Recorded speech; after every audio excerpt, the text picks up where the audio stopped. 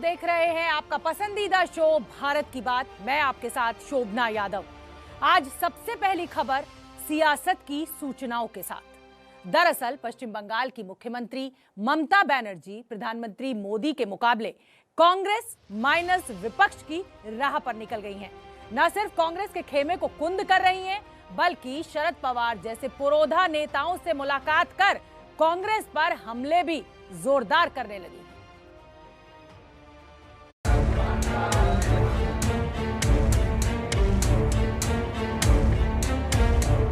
तो बंगाल में अपना गढ़ बचाने के बाद ममता दीदी निकल पड़ी मोदी महल की दीवारों को हिलाने के लिए। पर इस कड़ी में कांग्रेस को करारे झटके देते हुए ममता आगे बढ़ रही महाराष्ट्र तक पहुंच चुकी।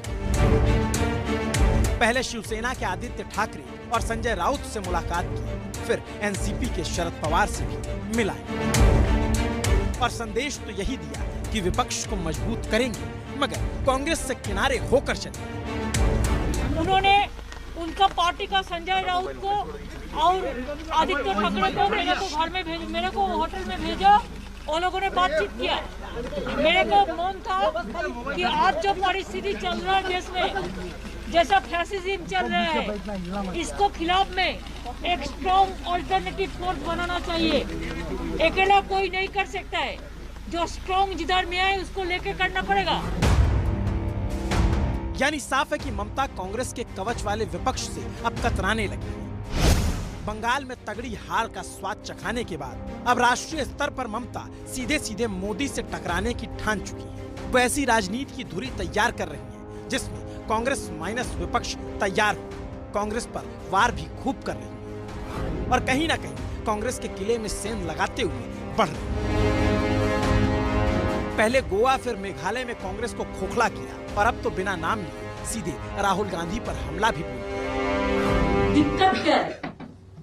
हम लोग को क्यों आने पड़ा, घूमने पड़ता है? इसी के लिए कौन चाहते हैं कि हमारा बंगाल में अच्छा है? हमको क्या है इधर उधर जाने के लिए? हम इसी के लिए घूमने की कोशिश किया कि अगर हम जाएंगे तो हमारे साथ से ये लोग भी जाएगा, एक कंपटीशन बनेगा। दूसरी बात यह है, अगर कोई कुछ करते ही नहीं है, आधा टाइम तो विदेश में रहो, तो पॉलिटिक्स कैसे होगा? ममता राहुल पर विदेश घूमने का आरोप लगा रही हैं और इस पे बड़ी बात ये कि एनसीपी के मुखिया शरद पवार, अनुभवी नेता, वो भी उनकी बातों पर मुहर लगा रहे हैं। वेस्ट बंगाल में ममता जी की जो जीत हुई, वो फील्ड और लेवल पर काम करने वाले लाखों तृणमूल कांग्रेस के जो साथी है, उनकी मेहनत से वो वहाँ की जीत हो गई और इससे उनका पर्सनल जो एक्सपीरियंस है वो उन्होंने किया। हम उनका स्वागत करें। मतलब शरद पवार भी राहुल गांधी पर हमले बोल गए। और रही बात यूपीए की, तो ममता ने यूपीए के अस्तित्व पर ही सवाल उठा दिया। अरे क्या यूपीए? अभी यूपीए नहीं है। यूपीए क्या है? तैयार करेगा बैठ के। यानी संदेश बिल्कुल साफ है कि अब मोदी से लड़ाई लड़ी जाएगी, आमने सामने की लड़ी जाएगी। लेकिन कांग्रेस की छतरी मंजूर नहीं। ये कांग्रेस के लिए किसी झटके से कम नहीं। 24 का चुनाव 2 साल बाद ही तो है। खैर, सियासत का क्या है, वो तो हर रोज रंग बदलती है। अब बात आपकी जेब की कर ली जाए। आज दिसंबर की पहली तारीख है और पहली तारीख से बहुत कुछ महंगा हो गया है।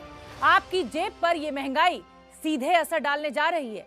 सरकार पर सवाल है और सड़कों पर विपक्ष का विरोध।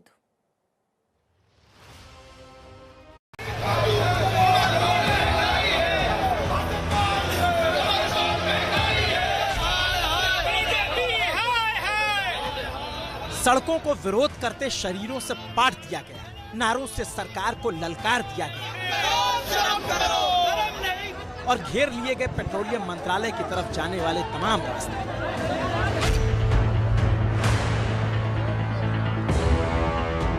और पूरी की पूरी यूथ कांग्रेस की टीम अनोखे अंदाज में महंगाई के खिलाफ मैदान में उतर आई। किसी ने प्रधानमंत्री मोदी का मुखौटा लगाया तो किसी ने गृह मंत्री अमित शाह का, और बोर्ड लगा दिया, ये तो महंगाई का वर्ल्ड कप चल रहा है। और प्रदर्शन की अगुवाई ऑक्सीजन मैन के नाम से मशहूर हुए यूथ कांग्रेस के अध्यक्ष खुद बीवी श्रीनिवास कर रहे हैं। कैबिनेट क्रिकेट टीम में, इंडियन कैबिनेट क्रिकेट टीम में ये वर्ल्ड कप खेलने गए थे पूरा दुनिया में। ये महंगाई वर्ल्ड कप जीत के आया है क्रिकेट टीम, इनको मैं सबको बधाई देना चाहता हूं। क्यों तो आज भी सुबह सुबह ये टीम इंडिया पहुंचा है जीत के, जो कमर्शियल गैस 100 रुपीज बढ़ा दिया है। तो हर चीज में महंगाई है, बीजेपी है तो महंगाई है, एक कैबिनेट है तो महंगाई है। तो इसीलिए सरकार को जगाने का काम कर रहा हूं। सरकार टीवी में आके बयान देता है, पार्लियामेंट में आके बैठ के चर्चा नहीं करता है। कुल मिलाकर कहा जाए तो यूथ कांग्रेस के नेता विपक्षी के तौर पर महंगाई पर विरोध की मौजूदगी दर्ज कराने निकल पड़े हैं और इस दौरान पुलिस से नोकझोंक भी खूब हुई।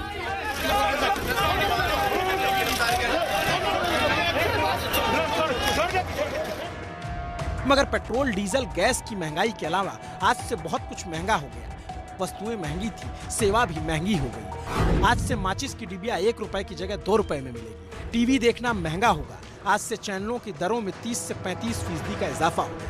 आज से जियो का रिचार्ज 21% महंगा हो गया। आज से पीएनबी ने सेविंग अकाउंट बैंक ब्याज दर घटा दी। अब सिर्फ 2.80% ही ब्याज मिलेगा। कॉमर्शियल सिलेंडर 101 रुपए महंगा हुआ, अब वो 2101 रुपए का मिलेगा। यानी पहले से महंगाई की मार थी और अब ये बम्पर बढ़ोतरी आम आदमी पर तो चौतरफा मार पड़ गई है। गई लापरवाही के मामले लगातार बढ़ते जा रहे हैं। लापरवाही की वजह से मुजफ्फरपुर के मेडिकल कॉलेज में 15 लोगों की आंखें निकालनी पड़ी। पिछले महीने की 22 तारीख को शहर के आई हॉस्पिटल में एक साथ 65 लोगों की आंखों का मोतियाबिंद ऑपरेशन हुआ था, जिसके बाद लोगों ने आंख की रोशनी जाने की शिकायत की और तब जाकर ये पूरा मामला सामने आया। प्रशासन ने आई हॉस्पिटल के ऑपरेशन थिएटर को सील कर दिया है। बताया ये जा रहा है कि जिस डॉक्टर ने ऑपरेशन किया उसने पहले कभी इस अस्पताल में ऑपरेशन नहीं किया था। अस्पताल में ऑपरेशन करने वाले डॉक्टर नहीं थे, लिहाजा कॉन्ट्रैक्ट पर बुलाए गए एक डॉक्टर से नियमों का उल्लंघन कर ये ऑपरेशंस कराए गए।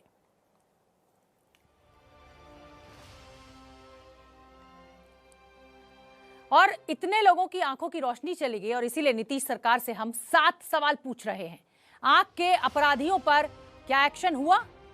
एक साथ 65 लोगों का गलत ऑपरेशन आखिर कैसे हो गया? जिन लोगों की आंखें गईं उनके लिए अब क्या किया जा रहा है? इतनी बड़ी घटना पर सबने चुप्पी क्यों साध रखी है? किसी मंत्री ने अभी तक हालचाल क्यों नहीं लिया? मुख्यमंत्री नीतीश कुमार को इसका पता भी है या नहीं? आप तो देख रहे हैं ना नीतीश जी की लापरवाही। हमारे सवाल विपक्ष से भी है कि सदन की कार्यवाही चल रही है तो अब तक सदन में ये मुद्दा क्यों नहीं उठाया गया? विपक्ष को क्या ये मुद्दा दिखाई नहीं दे रहा? विपक्ष का कोई नेता क्यों नहीं कुछ बोल रहा? इतनी बड़ी लापरवाही सामने आ गई और अभी तक ना सत्ता पक्ष ना विपक्ष कोई बोलने को तैयार नहीं। राजधानी श्रीनगर से आ रही है, जहां राजौरी कदल इलाके में आतंकवादियों ने ट्रैफिक पुलिस पर ग्रेनेड हमला किया है। हमले में ट्रैफिक पुलिस का एक जवान घायल हुआ है। हालत गंभीर बनी हुई है इस जवान की। अस्पताल में उपचार इस समय इस जवान का चल रहा है। बड़ी खबर यह है कि इस समय श्रीनगर में राजौरी कदल इलाके में ग्रेनेड हमला बोला गया है ट्रैफिक पुलिस के। और अब वक्त हो गया है भारत की बात में हमारी स्पेशल रिपोर्ट का। आज हम पूछने जा रहे हैं कि उत्तर प्रदेश के चुनाव में कर्म का मुद्दा आगे रहेगा या फिर धर्म का? सवाल पूछने की जरूरत इसलिए पड़ी क्योंकि उत्तर प्रदेश के उप मुख्यमंत्री केशव प्रसाद मौर्य ने आज एक नारा दिया। नारा है, अयोध्या काशी में मंदिर निर्माण जारी है, मथुरा की तैयारी है। यूपी विधानसभा चुनाव के माहौल में उप मुख्यमंत्री का ये नारा इस बात की ओर इशारा कर रहा है कि बीजेपी ने चुनाव में हिंदुत्व की पिच पर बैटिंग करने का फैसला किया है। केशव प्रसाद मौर्य के ट्वीट के बाद बीजेपी में इस लाइन पर बयान देने वालों की बाढ़ आ गई है और इसीलिए ये सवाल पूछना लाजमी हो गया है कि चुनाव में धर्म बड़ा है या फिर कर्म। उत्तर प्रदेश में भारतीय जनता पार्टी को हार का डर सताने लगेगा तो जनता के असली मुद्दों से ध्यान भटकाने के लिए वो जाति धर्म की राजनीति शुरू कर देगी।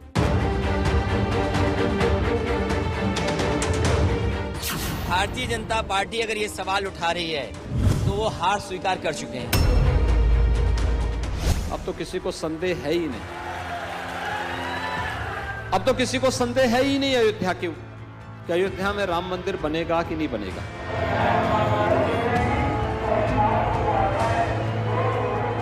मैं मुस्लिम भाइयों से ये अपील करता हूँ कि वो जब एक बार हिंदू मुस्लिम भाई की बात करते हैं तो उन्हें हिंदू भाइयों की भावनाओं की कदर करते हुए भगवान कृष्ण की जन्मभूमि को पूरी तरीके से हिंदुओं को सौंप दें।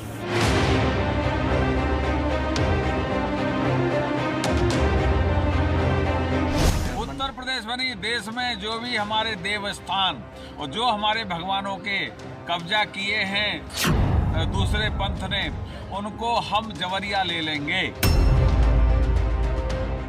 जो हिंदू हित की बात करेगा वही देश पर राज करेगा। ये हारने वाले लोग हैं जिन्होंने हार चुनाव से पहले स्वीकार कर ली है और उत्तर प्रदेश की जनता इनको सफाया करेगी।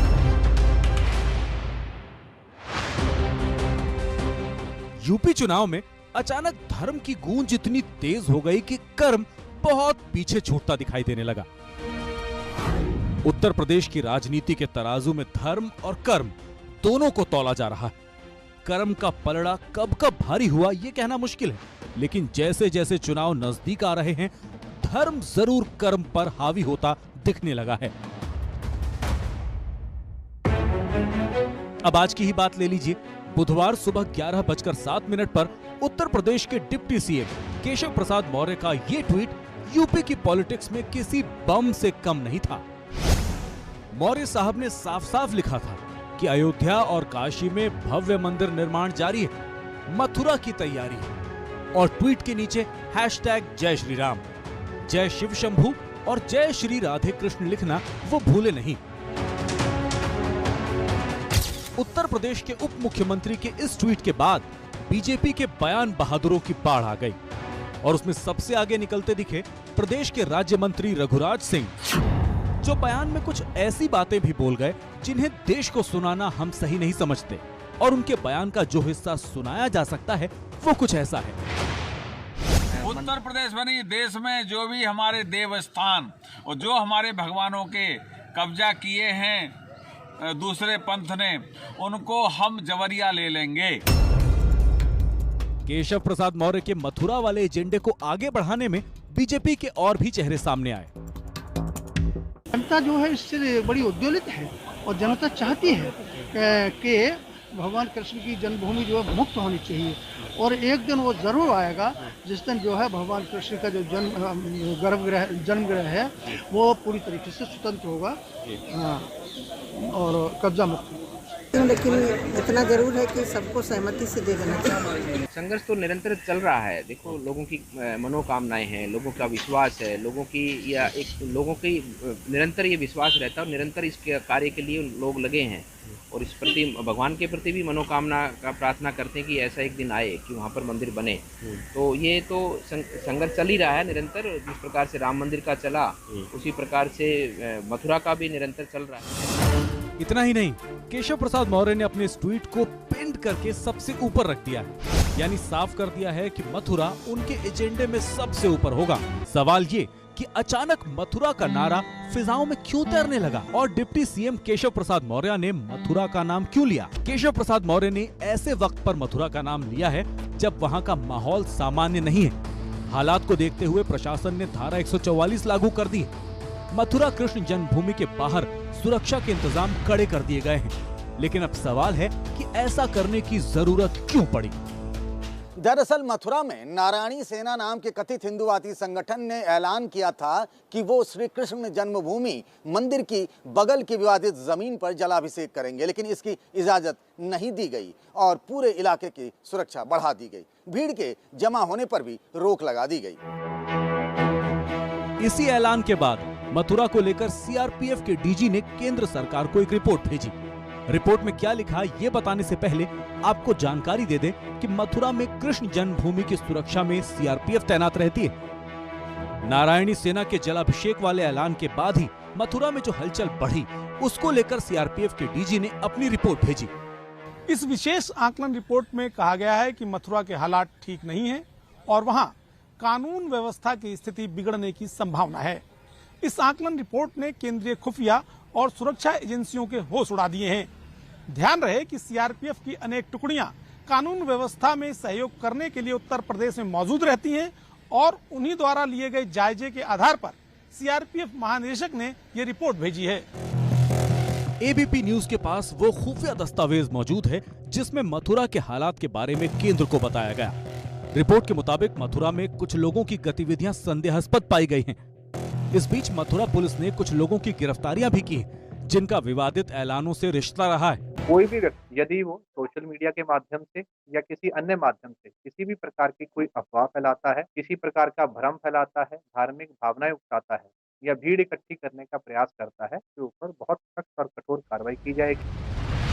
एसएसपी ने चेतावनी दी है कि अगर किसी ने भी कानून व्यवस्था को बिगाड़ने का प्रयास किया तो उस पर सख्त कार्रवाई होगी। यहाँ ये जानना जरूरी हो जाता है कि मथुरा में कृष्ण जन्मभूमि पर विवाद क्या है। मथुरा के पुराने शहर में बना कृष्ण जन्मभूमि मंदिर मथुरा का सबसे प्रसिद्ध मंदिर है। ये मंदिर उस कारागार के पास बनाया गया है जहाँ भगवान श्री कृष्ण का जन्म हुआ था। कृष्ण जन्मभूमि का विवाद जिला कोर्ट तक पहुँच चुका है। दावा किया जाता है कि मंदिर के पास बनी शाही ईदगाह मस्जिद कृष्ण जन्मभूमि के हिस्से पर बनी है। 1968 में दोनों पक्षों के बीच एक समझौता भी हो चुका है। समझौते को कोर्ट की मान्यता मिली थी। समझौते के मुताबिक श्री कृष्ण जन्म स्थान सेवा संस्थान और शाही ईदगाह मैनेजमेंट के बीच जमीन को लेकर सहमति बन गई थी, जिसके मुताबिक मंदिर के बगल में मस्जिद की मौजूदगी को स्वीकार किया गया। लेकिन इसके बाद भी कोर्ट में पिछले 1 साल में 9 याचिकाएं दायर हो चुकी हैं और अब जब यूपी चुनाव में कुछ महीने का ही वक्त बाकी रह गया है तब डिप्टी सीएम मथुरा की बारी वाला नारा लगाने लगे हैं। तो वहीं उत्तर प्रदेश के मुख्यमंत्री योगी आदित्यनाथ भी अयोध्या से हुंकार भर रहे थे और केशव प्रसाद मौर्य वाली लाइन पर आगे बढ़ रहे थे। अब तो किसी को संदेह है ही नहीं, अब तो किसी को संदेह है ही नहीं अयोध्या क्यों कि अयोध्या में राम मंदिर बनेगा कि नहीं बनेगा। कहां तो बीजेपी पूर्वांचल एक्सप्रेसवे के उद्घाटन से लेकर नोएडा इंटरनेशनल एयरपोर्ट के शिलान्यास में जुटी थी। लगातार विकास के कामों की दुहाई दी जा रही थी। पहले की सरकारों ने जिस उत्तर प्रदेश को अभाव और अंधकार में बनाए रखा, पहले की सरकारों ने जिस उत्तर प्रदेश को हमेशा झूठे सपने दिखाए, वही उत्तर प्रदेश आज राष्ट्रीय ही नहीं अंतर्राष्ट्रीय छाप छोड़ रहा है। फिल्म सिटी के निर्माण, apparel park, medical device park, toy park, handicraft park और लॉजिस्टिक पार्क और हेरिटेज सिटी समेत वे तमाम योजनाएं यहां के लिए लागू होने जा रही हैं, जो यहां पर लाखों लोगों के लिए रोजगार की नई संभावनाओं को आगे बढ़ेगा। लेकिन चुनावी मैदान में जैसे ही बीजेपी ने विकास के बाद धर्म वाला गियर लगाया, सबसे पहले सवाल समाजवादी पार्टी के मुखिया अखिलेश यादव ने उठाया। पिछले चुनावों में भाजपा के मुखिया थे केशव प्रसाद मौर्य जी और आपके सामने सबसे बड़ा चेहरा के तौर पे वो रह रहे थे। उनका ट्वीट ये देखिए, अयोध्या काशी भव्य मंदिर निर्माण जारी है, मथुरा की तैयारी है। अब ये फिर से एक मंदिर की एंट्री होती दिख रही है, मुश्किलें क्या बढ़ेंगी सपा के लिए? भारतीय जनता पार्टी अगर ये सवाल उठा रही है तो वो हार स्वीकार कर चुके हैं। ये हारने वाले लोग हैं जिन्होंने हार चुनाव से पहले स्वीकार कर ली है। और ऐसा नहीं है कि केशव प्रसाद मौर्य ही मथुरा का नाम सबसे पहले लेकर आए। 20 दिन पहले सीएम योगी ने कहा था कि मथुरा शहर को अयोध्या की तर्ज पर बड़े तीर्थ शहर में बदला जाएगा। भाइयों बहनों, राज्य सरकार ने वृंदावन, बरसाना, नंदगांव, गोवर्धन, राधाकुंड, गोकुल और बलदेव को पहले ही तीर्थ स्थल घोषित किया है। ये हमारे सभी पवित्र तीर्थ स्थल हैं और इन सभी पवित्र तीर्थ स्थलों के साथ हम सब यहां विकास की एक नई प्रक्रिया के साथ जुड़ रहे हैं। यहां पर अब तक 425 करोड़ रुपए से अधिक की परियोजनाओं को ब्रज तीर्थ विकास परिषद ने धरातल पर उतारने का कार्य किया है। अभी आपने दीपावली के दिन देखा होगा अयोध्या का दीपोत्सव का आयोजन कैसे होना चाहिए, आयोजन हमारे तीर्थ कैसे जगमगाने चाहिए। अयोध्या की दीपावली आप सबने देखी होगी। बीजेपी के एजेंडे में मथुरा इसीलिए भी ऊपर है क्योंकि हाल ही में हुए स्थानीय चुनाव में पार्टी को बड़ा नुकसान हुआ था। मथुरा की 33 में से सिर्फ 8 सीटें ही पार्टी को मिली थी, जबकि सबसे ज्यादा सीटें बीएसपी को मिली थी। अब मथुरा की बारी वाले नारे से बीजेपी अपनी कोर वोट बैंक को साधना चाहती है। मथुरा के बहाने ही बीजेपी पश्चिमी यूपी में आगे बढ़ना चाहती है। पश्चिमी यूपी राज्य का सबसे बड़ा रीजन है और किसान आंदोलन की वजह से यहाँ बीजेपी को नुकसान का डर है। दरअसल बीजेपी अयोध्या, मथुरा और काशी की बात करती है क्योंकि उसका सीधा नाता हिंदुत्व से है और इसका असर उत्तर प्रदेश की राजनीति में साल 2014 से दिखने लगा था, जब पूरे 14 साल के वनवास के बाद यूपी में बीजेपी को सत्ता मिली थी। और चुनाव को नजदीक आता देख बीजेपी एक हाथ में विकास का मुद्दा पकड़े हुए है तो दूसरे हाथ में धर्म का। अयोध्या में भव्य राम मंदिर का निर्माण हो रहा है और वहीं दूसरी तरफ काशी विश्वनाथ मंदिर का कायाकल्प हो रहा है। पहले हम लोग देखे थे लेकिन काफी कम जगह में थे, तो वैसा नहीं लगता था। इनकी महत्व जो भी है वो पहले उतनी समझ में नहीं आती थी, लेकिन अभी देखने के बाद ऐसा लग रहा है सच में जिस हिसाब से इनका नाम है उस हिसाब से मोदी जी ने काम भी बहुत अच्छा करवाया। ये तो बहुत ही अच्छा काम है। हम लोग पहले भी आए काशी विश्वनाथ जी, बट इस बार जो हमको देखने को मिला वो बहुत ही अच्छा लगा है। मतलब इतना सुकून मिल रहा है कि हमारे बाबा की नगरी को इतना सुंदर सजा दिया गया है। मतलब इसका हम कल्पना से परे है ये जो अभी काम चल रहा है यहाँ पे। और मतलब यही इच्छा है कि जब ये काम पूरा हो जाए तो फिर से हमको ये दर्शन का सौभाग्य मिले और फिर से हम लोग आए यहाँ पे दर्शन करने के लिए। सुन रहे हैं आप, जनता काशी विश्वनाथ मंदिर की बदली हुई तस्वीर को देखकर गदगद है और बीजेपी जनता के इसी सेंटिमेंट को चुनाव में जीत के लिए सेट करना चाहती है।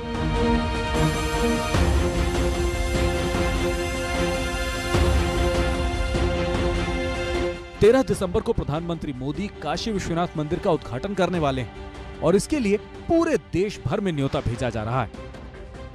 उसमें पूरे भारत के अखिल भारतीय संत समिति को दायित्व दिया गया। पूरे भारत के संतों को बुलाया जा रहा है, जितने भी हमारे धर्माचार्य हैं, धर्म पीठाधीश्वर हैं, जो धर्म का नेतृत्व करने वाले पूजनीय संत हैं, विद्वान हैं, 12 ज्योतिर्लिंगों के जो अर्चक हैं, वहाँ के जो पुजारी हैं, वहाँ के जो व्यवस्थापक हैं और 51 सिद्ध पीठों के जो मंदिरों के जो अर्चक हैं, पुजारी हैं, सबको ये एक माह का उत्सव चलेगा। ये काशी विश्वनाथ मंदिर में क्या क्या बदल गया है ये बता रही हैं एबीपी न्यूज संवाददाता मनोज्ञा लोईवाल। बाबा विश्वनाथ के दर्शन करने आने के लिए पहले जिन गलियों से गुजरना पड़ता था और सकरे मकानों के जरिए होकर आना पड़ता था, वो तस्वीर बदल चुकी है पूरी तरह से। मंदिर तक आने के लिए गलियां तो चौड़ी हो ही गई हैं, लेकिन मंदिर का प्रांगण भी पूरी तरह से बदल गया है। जहां आसपास बैठने की जगह नहीं मिलती थी, एक दूसरे से लोगों को भिड़ कर जाना पड़ता था, अब उस पूरे इलाके में 4000 स्क्वायर मीटर के इलाके में प्रांगण ही बना है। कुल मिलाकर पूरी कहानी का सार इतना ही है कि बीजेपी जब जब धर्म के रथ पर सवार हुई है, जीत उसके दरवाजे पर आकर खड़ी दिखी है।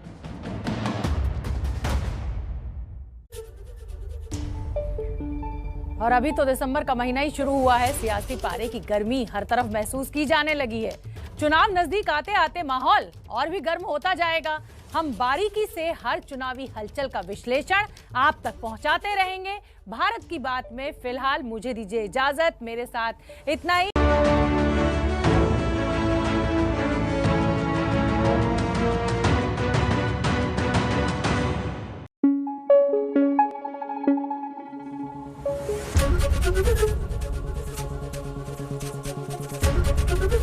एबीपी न्यूज आपको रखे आगे।